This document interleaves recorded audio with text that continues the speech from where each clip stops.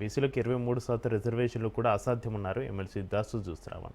Gujarat, Maharashtra, Bihar, Karnataka BC quota పెంపును కోర్టులు కొట్టేశాయని ఆయన గుర్తు చేశారు. will be increased based on caste census and BC Commission report within 6 months of assuming power. అంటే 6 నెలల లోపే కులగణన జరిపించేస్తాం.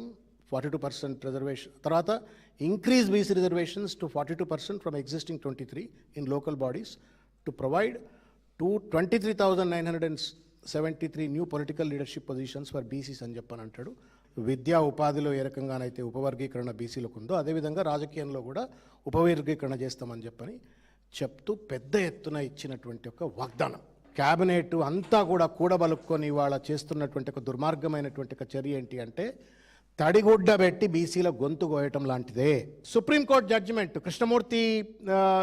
Krishnamurthy versus union of India judgement కానీ లేకపోతే వికాస్రావు గవాలి జడ్జిమెంట్ కానీ 2 జడ్జిమెంట్లో స్పష్టంగా ఏం చెప్తారు అంటే రాష్ట్ర ప్రభుత్వాలు బీసీలకు రిజర్వేషన్లు ఇవ్వాలంటే ట్రిపుల్ టెస్ట్ను కంప్లై చేయాలా అని చెప్పానంటారు.